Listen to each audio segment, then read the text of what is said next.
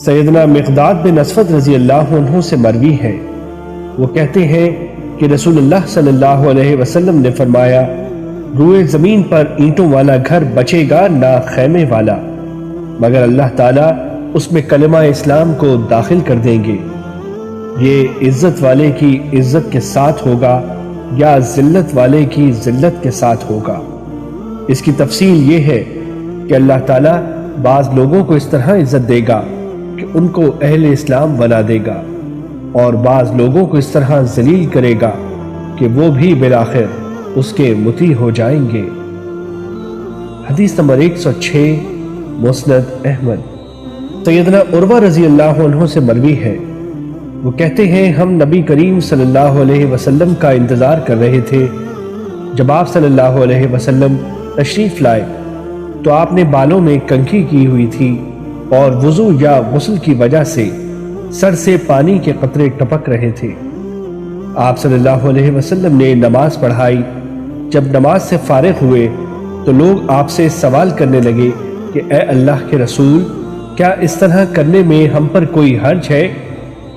آپ صلی اللہ علیہ وسلم نے فرمایا، بے شک اللہ تعالیٰ کا دین آسانی والا ہے۔ آپ صلی اللہ علیہ وسلم نے 3 دفعہ یہ جملہ ارشاد فرمایا۔ حدیث نمبر 105 مسند احمد۔ سیدنا تمیم داری رضی اللہ عنہ کہتے ہیں کہ رسول اللہ صلی اللہ علیہ وسلم نے فرمایا، یہ دین وہاں تک پہنچ جائے گا جہاں تک دن رات پہنچے ہوئے ہیں۔ اللہ تعالیٰ اینٹوں والے یا خیمے والے کسی گھر کو نہیں چھوڑے گا مگر عزت والے کی عزت کے ساتھ اور ذلت والوں کی ذلت کے ساتھ۔ اس میں اس دین کو داخل کر دے گا۔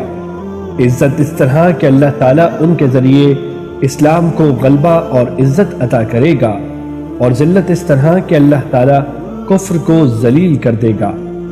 سیدنا تمیم داری رضی اللہ عنہ کہتے ہیں، میں نے عزت و ذلت والے اس معاملے کو اپنے گھر والوں میں دیکھ لیا۔ ہم میں سے مشرف با اسلام ہونے والوں نے خیر، شرف اور عزت کو پا لیا، اور ہم میں سے جو لوگ کافر رہے ذلت و حقارت اور جزیہ ان کا مقدر بنا۔